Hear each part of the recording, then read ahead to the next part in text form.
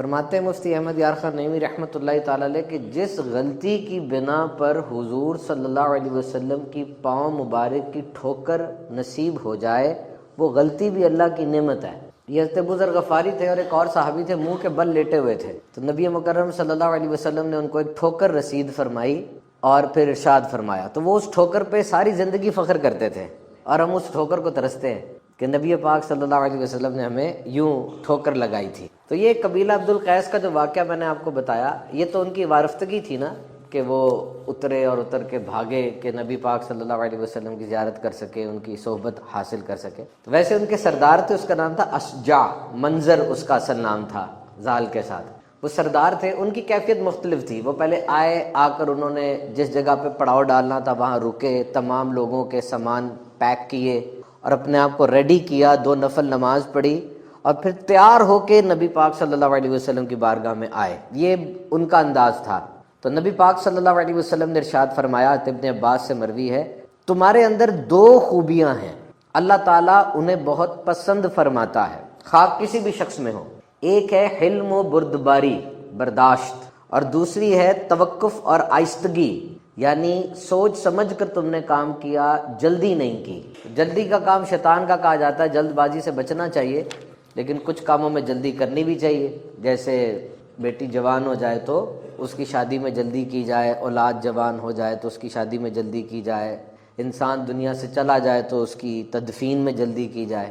Overall تدبر کے ساتھ، حلم و بردباری کے ساتھ کام سر انجام دینا چاہیے۔ تو نبی برحق صلی اللہ تعالیٰ علیہ وسلم کے ساتھ جو رشتہ ہے اس کو مضبوط رکھنے کے لیے ہم ان ہستیوں کے حالات پڑھیں جو کہ آقا صلی اللہ علیہ وسلم کے ساتھ وارفتگی کے ساتھ محبت کرتے تھے۔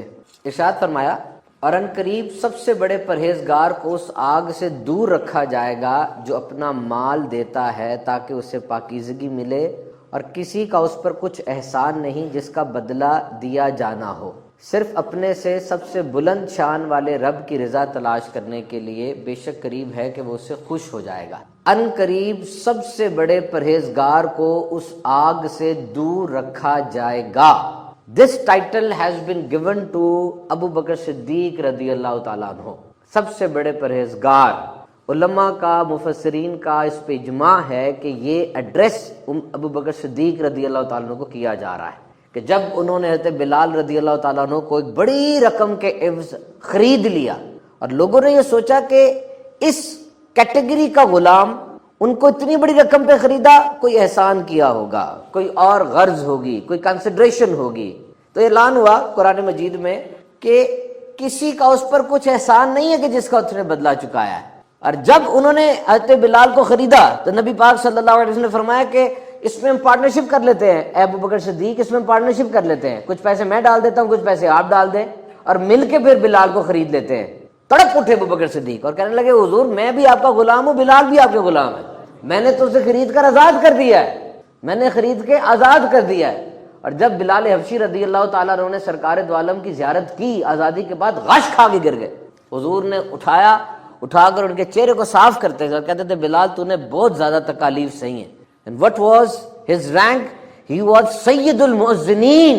All the people who were calling for prayer at that time, he was the leader. آج کل کچھ لوگ جب بیان کرتے ہیں بلال حبشی رضی اللہ تعالیٰ عنہ کی ذات کو تو وہ ایسا رنگ ڈال دیتے جیسے کوئی بہت کالا رنگ تھا اور وحشت قسم کا سبب بن جاتا ہے۔ ایسا نہیں ہے، آپ کا رنگ انتہائی گندمی تھا، جیسے گندم کے دانے کو اگر بھونا جائے تو اس کا رنگ ہو جاتا ہے۔ And he is one of the best. اور مفتی احمد یار خان نعیمی لکھتے ہیں کہ آپ کا شکریہ ابو بکر صدیق کہ آپ نے تمام مسلمانوں کے آقا بلال کو آزاد فرمایا، اور آپ ہمارے آقاؤں کے بھی آقا ہیں۔ یہ ابو بکر صدیق رضی اللہ تعالیٰ عنہ کی ایک شان جتنی ہے اس میں سے ایک یہ شان ہے کہ آپ نے بہت سے غلاموں کو خرید کے آزاد فرمایا۔ ایک دن حضرت جبریل امین نبی مکرم صلی اللہ علیہ وسلم کی بارگاہ میں حاضر ہوئے اور کونے پہ بیٹھ گئے اور کافی دیر تک بیٹھے رہے۔ اچانک سیدنا صدیق اکبر کا وہاں سے گزر ہوا تو عرض کی، یا رسول اللہ صلی اللہ علیہ وسلم، یہ ابو قحافہ کے بیٹے؟ آپ صلی اللہ علیہ وسلم نے ارشاد فرمایا، اے جبریل، کیا آپ لوگ بھی ان کو پہچانتے ہیں؟ عرض کی، اس رب کی قسم جس نے حق کے ساتھ آپ کو مبعوث فرمایا، ابو بکر زمین کی نسبت آسمانوں میں زیادہ مشہور ہے اور ان کا وہاں نام حلیم ہے۔ آپ کا نام ایک صدیق ہے، آپ کا نام ایک عتیق ہے۔ جب آپ کی ولادت ہوئی تو کچھ روایات کے مطابق آپ کا نام عبد القعبہ تھا، تو بعد میں آپ کا نام صدیق اکبر یہ رکھا گیا۔ اور جو القابات ہیں اس کی بہت سی وجوہات ہیں۔ صدیق یہ کوئی چھوٹا ورڈ نہیں ہے، go and just study the science of Siddiq. اور آپ کی یہ شان ہے کہ آپ وہ واحد ہستی ہے جنہیں آپ کے رب نے صدیق کہا ہے۔ آپ نے تصدیق بھی کی جب نبی پاک صلی اللہ علیہ وسلم معراج کی رات تشریف لے گئے اور لوگ آئے اور آ کر کہا، اے ابو بکر یہ بتائیے کہ آپ کے دوست یہ فرما رہے ہیں کہ انہوں نے راتوں رات مسجد اقصیٰ کا سفر کیا اور عجائبات دیکھے اور واپس آ گئے، کیا آپ اس کو مانتے ہیں؟ تو ابو بکر نے یہ ارشاد فرمایا کہ یہ بتاؤ کہ یہ وہی کہہ رہے ہیں؟ کہا جی بالکل وہی کہہ رہے ہیں۔ تو کہا میں پھر دل و جان سے اس کو مانتا ہوں۔ کیوں؟ اس لیے کہ میں تو دن رات ان کی آسمانی خبروں کی تصدیق کر ہی رہا ہوں۔ جب انہوں نے یہ فرما دیا تو پھر کیسے ہو سکتا کہ میں نگیٹ کروں؟ تو فرمایا اے ابو بکر، رب نے آسمانوں پہ تیرا نام صدیق رکھ دیا ہے، اور فرمایا میں معراج کی رات جس بھی آسمان پر جاتا تھا میں وہاں پڑھتا تھا کہ محمد صلی اللہ علیہ وسلم اللہ کے رسول ہیں اور ابو بکر وہ صدیق ہے۔ So his personality, his character, what sort of man he was, because when you consider any personality you gauge the traits, the attitude, the qualities, the basic principles. کون سی کوالٹیز ہیں اس بندے میں، آپ یہ دیکھتے ہیں، کوئی اس کا برانڈ ہوتا ہے۔ تو یہ تو حدیث ہے بڑی مشہور کہ حسن اخلاق کی 360 خصلتیں ہیں۔ حسن اخلاق کی 360 خصلتیں ہیں، سخاوت ہوگی، صبر ہوگا، ایثار ہوگا، نرم بولنا ہوگا، مسکراہٹ ہوگی، 360 ہیں۔ اور ابو بکر صدیق کی عرض کریں یا رسول اللہ صلی اللہ علیہ وسلم یہ 360 خصلتیں ہیں، کیونکہ نبی پاک فرما رہے کہ اللہ جس سے بھلائی کا ارادہ کرتا ہے اس میں ایک پیدا کر دیتا ہے اور اس ایک کی وجہ سے وہ جنت میں چلا جاتا ہے۔ تو عرض کر رہے ہیں یا رسول اللہ کوئی ایسا بھی ہے جس میں یہ ساری کی ساری ہیں؟ فرمایا ابو بکر تمہارے اندر یہ ساری کی ساری ہیں۔ کتنی بڑی بلیسنگ ہے، کتنی شاندار پرسنالٹی ہوگی ان کی، کتنی زبردست پرسنالٹی ہے کہ صادق اور امین صلی اللہ علیہ وسلم نے فرمایا، کیونکہ یہ جتنی بھی خصلتیں ہیں جو کچھ بھی ہے، بہار شریف نے بڑا پیارا جملہ لکھا ہے کہ لفظ کمال کو کمال ہی تب ملا جب یہ لفظ کمال حضور کی صحبت میں آیا تھا۔ اس زمانے میں جو کچھ بھی پازیٹیو ہے وہ حضور کی برکت سے پازیٹیو ہے، حضور نے اس کو صحبت دی اور اس چیز کو پازیٹیو کہا تو وہ پازیٹیو بن گیا۔ تو جب نبی پاک صلی اللہ علیہ وسلم آپ تمام حسن اخلاق کے کمال پر ہیں تو آپ نے یہ ڈگری، یہ سرٹیفکیٹ، یہ سند جاری کر دی کہ ابو بکر اگر حسن اخلاق کی 360 خصلتیں ہیں وہ ساری کی ساری تمہارے اندر ہے۔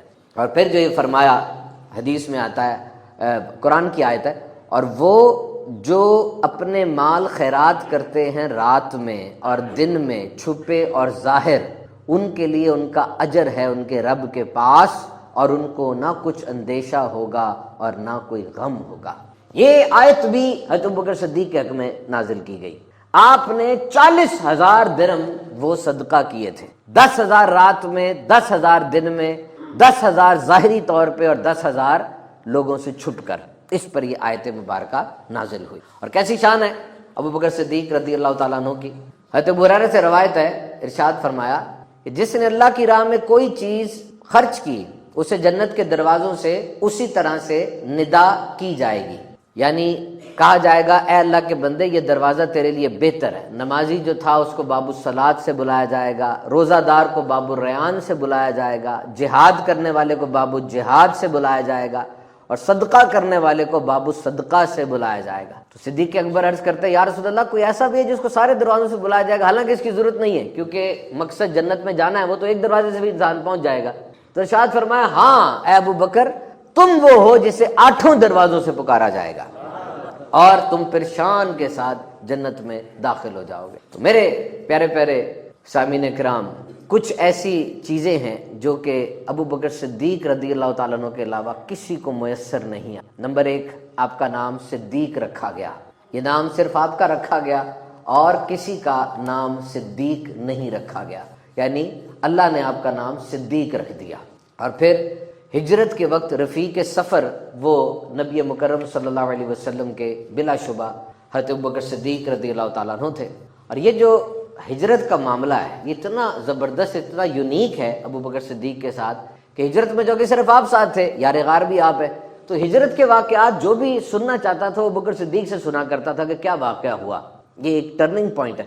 اور عمر فاروق اعظم رضی اللہ تعالیٰ عنہ فرماتے ہیں کہ یہ ایک دن اور ایک رات اگر مجھے مل جائے تو یہ میرے لیے بہت کافی ہے، میرے تمام اعمال ایک طرف اور ابوبکر صدیق کی ایک دن اور ایک رات کی عبادت ایک طرف۔ پوچھا وہ کون سا دن اور کون سی رات ہے؟ فرمایا رات تو وہ ہے کہ جب ابوبکر صدیق رضی اللہ تعالیٰ عنہ نبی مکرم صلی اللہ علیہ وسلم کو لے کے جا رہے تھے، ہجرت کا اعلان ہو چکا تھا اور پتہ نہیں چل رہا تھا ہجرت کا ٹائم کیا ہوگا اور ساتھ کون جائے گا۔ ابوبکر صدیق نے 2 اونٹنیاں تیار کر کے وہاں